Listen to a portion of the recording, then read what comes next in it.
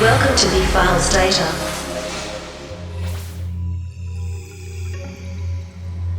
Grunge is a word which originated in the English language. It is a portmanteau of the words grimy and dingy. Thus, grunge describes something that is darkly dirty, squalidly smutty, shabbily disordered, etc. The term refers almost uniquely to a cultural movement, beginning in the mid-1980s which encompassed fashion, music, comportment, graphic design, film and more. The movement's catalyst was the music scene centered around Washington State's most populous municipality, Seattle. The city is known for rain, overcast weather, and high consumption rates of caffeine. Grunge music, born out of the garages and basements of Seattle, is characterized as a hybrid of heavy metal and punk music. In Seattle comedy program Almost Live, grunge and heavy metal musicians are videotaped together, proclaiming various social and cultural concepts, quote, lame. An early press photo of the Seattle band Green River illustrates the divide between punk and so-called hair metal even within the ranks of one musical group. In this photo, band members with greatest hair volume are more predisposed to heavy metal music. Green River would split into two warring factions based on this tonal rift. One faction became the band Mudhoney. Mudhoney was more enamored with punk music than metal music. Mudhoney member Mark Arm is often credited with coining the term grunge by calling Mudhoney, quote, pure grunge. Pure shit. Grunge was considered a form of alternative or indie rock. The appositive, alternative, simply means that it was not mainstream or commercially viable due to its unconventionality. With the release of a number of grungy albums from the record label Sub Pop, the interest of larger recording labels was piqued. Largely thanks to Sub Pop, grunge subsequently gained widespread popularity starting in the early 90s. The musical acts associated with this time include Pearl Jam, Soundgarden, Alice in Chains, Stone Temple Pilots, Mudhoney, Dickless, and Nirvana. The two most important factors contributing to the rapid spread of grunge were the music television channel, specifically their program, Unplugged, and the band Nirvana. Nirvana in the Sanskrit language means blown out, as one does a candle. It is a concept in the Buddhist religion and is used to describe the ultimate goal that worshippers hope to achieve, a state of being blown out, quenched, or liberated from earthly ties.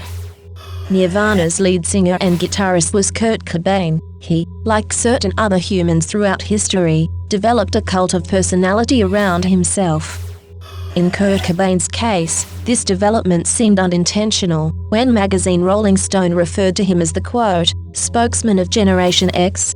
Kurt Cobain responded by saying, quote, it just so happens that there's a bunch of people who are concerned with what I have to say.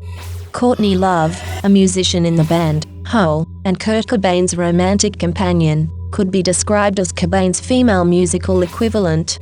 Courtney Love also popularized the clothing style Kinda Whore, which remains a viable style option almost 25 years later. After grunge music became commercially successful, grunge quickly evolved into a phenomenon encompassing fashion, film, and a spreading generational attitude. Pearl Jam frontman Eddie Vedder was pictured on the cover of Time magazine in 1993. The text superimposed over the image of lead singer Eddie Vedder read, quote, all the rage. Angry young rockers like Pearl Jam give voice to the passions and fears of a generation. Soundgarden, who reportedly disliked the label grunge, first achieved commercial success with the song Black Hole Sun. The song's writer, Chris Cornell, spoke on the meaning of Black Hole Sun, quote, it's really difficult for a person to create their own life and their own freedom. It's going to create more and more disillusioned people who become dishonest and angry and are willing to fuck the next guy to get what they want. Another successful band with a female lead and a pessimistic name was Garbage. They, like many others, did not like being labeled as grunge and strived to redefine themselves by trying to make a pop album. Nonetheless, their first musical hit was titled I'm Only Happy When It Rains, a decidedly grungy ideological expression. Elsewhere, the movement continued to flourish in a variety of mediums. The 1992 American film, Singles, showed grunge's influence on filmmaking and the culture at large. The film's soundtrack included bands like Alice in Chains, Pearl Jam, Soundgarden, and Mudhoney. Tellingly, it took place in Seattle. The television series, My So-Called Life, which aired in 1994, dealt with the lives of teenagers at a fictional high school. My So-Called Life contained motifs inspired by the lyrics of grunge music, including apathy, drug use, confusion, and cynicism. Even graphic design and typography, or the way humans make written language legible, had a grunge iteration. Its creation is largely credited to David Carson, who created the grunge magazine titled Ray Gun. Grunge typography was characterized by disorder and illegibility, such as the font Morai, or usually the arbitrary blending of two fonts. This was a reaction to clean and concise aesthetics which had been popular in the late 1980s. Meanwhile, concomitantly with the success of the aforementioned media, grunge had been co-opted by Americans en masse and commodified. Some of the victims collaborated with the perpetrators. Many of these bands met their demise in the early and late 1990s, Nirvana through Cobain's killing of himself, Pearl Jam through direct rejection of music industry standards, and Alice in Chains' lead vocalist's substance abuse disorder. Welsh band Silverchair was groomed for stardom after Kurt Cobain's death. Music industry executives used the band as an attempt to fill the gap caused by Nirvana's inexistence. While the band made a sum of money, they decidedly failed to satisfy the public's audio-visual void. They also faced accusations of being, quote, posers. Commodification of subcultures is a primary driver to modern ideological regimes' cultural production. The dominant culture transforms subcultures into something digestible and sellable to the general public. This parodic video by Weird Al Yankovic demonstrates a reaction to a commodification. One such example is Japanese car manufacturer Subaru, and their attempt to advertise their new automobile, the Impreza. An actor bounces around the car, proclaiming that the Subaru Impreza is, quote, just like punk, except it's cars. Well, I just thought...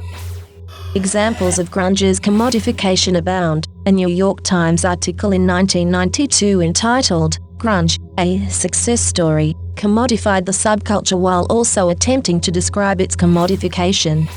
The Times article included a dictionary of grunge slang, provided by a sales representative at Sub Pop Records. The list was intended as a joke, but interpreted literally by the New York Times. The false grunge colloquialisms included, quote, Cob Nobbler, and swinging on the flippity flop. The public fascination with the grunge movement inevitably included the fashion industry. Among the first adopters was Marc Jacobs, an American fashion designer who worked for Perry Ellis at the time. The 1993 Spring-Summer show, which has now come to be known as Marc Jacobs' Grunge Collection, featured flannels, polyester, knit caps, and other clothes seen on grunge musicians. The flannel shirt, constructed out of a checkered silk fabric, retailed for over $300. The collection also resulted in Marc Jacobs' dismissal from Perry Ellis. Other eager companies were, however, interested in the collection and its relation to the cultural zeitgeist. Steven Meisel shot an 8-page spread featuring the clothes for Vogue magazine. Another luxury clothier who employed a variation on the grunge aesthetic was Calvin Klein. Along with Steven Meisel, who shot the aforementioned Vogue shoot, they produced what would become known as, quote, the band ad, due to its intimations of child pornography videography, yet nonetheless further ensconcing the grunge aesthetic into the American collective unconscious. The grunge movement also affected the body mass indices of the models wearing the clothes. This corporal aesthetic was called heroin chic. Heroin, a drug widely abused by grunge musicians including Cobain, has the side effect of appetite suppression, hence the models being emaciated due to drug usage or caloric restriction. Other clothiers produced collections which, for complex reasons, were not considered commodifications of grunge, but rather genuinely inspired. These collections were produced by designers who were counterculture influencers themselves. Vivienne Westwood, for example, produced a collection titled Punkcatcher in 1983. Vivienne Westwood had flouted industry expectations before, so her clothing thus in the early 90s contributed to grunge fashion rather than appropriating it. Kim Gordon, the lead singer of Sonic Youth, a band that influenced grunge music and also designed her own clothing line, X-Girl. X-Girl was said to be for, quote, women with curves up and down.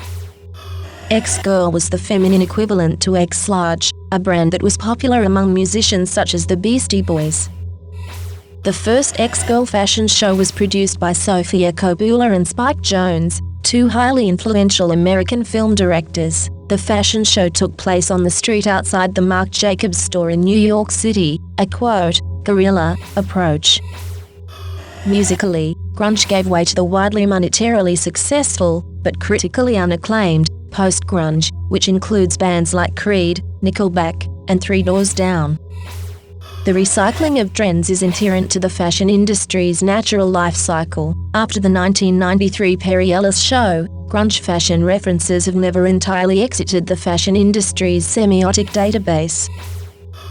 In her 1998 music video for Baby One More Time, Britney Spears wears a mini kilt, Mary Jane's, high socks, pink hair ties, and a crop top. All of these elements are present in Courtney Love's Kinderhorse style guide. It is statistically unlikely that this styling was accidental.